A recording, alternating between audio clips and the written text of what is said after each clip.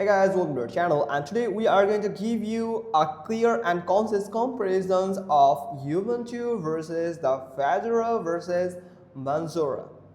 So the first one is the canonical Ubuntu, the Ubuntu best for beginners and general users, and it's based on Debian. Package manager is apt or .deb. Desktop environment is Genome, the default. So let's talk about the pros. Its pros are stable, widely supported, huge community, great third-party and hardware support. Snap packages offers convenience. Now the cons are Snap can feel bloated or slow, not as bleeding edge as others.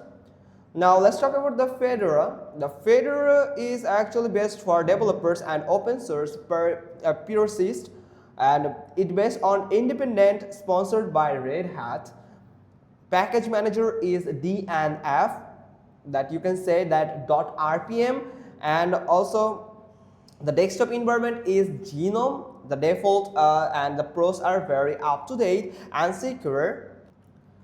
Strongly Wayland and Genome support, C Linux, SE Linux are built in for enhanced security. Now the cons are shorter life cycle, upgrades every 6 to 12 months. Some proprietary software harder to install. Now let's head to the Manjaro. The Manjaro is on best for actually intermediate users wanting Arc with ease. Best for Arc Linux, and package manager is Pacman actually, and the desktop environment is XFCE, KDE, and also Genome, that is selectable. You can select all of this from all of these three.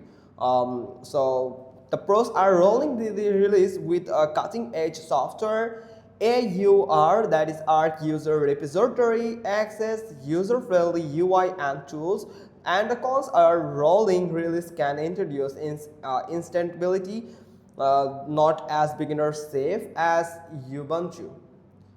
So the verdict is Ubuntu is great for most users, especially for beginners, and Fedora ideal for developers and open source advocates, and Manjaro is perfect for power users who want a bleeding edge Arc experience with less hassle.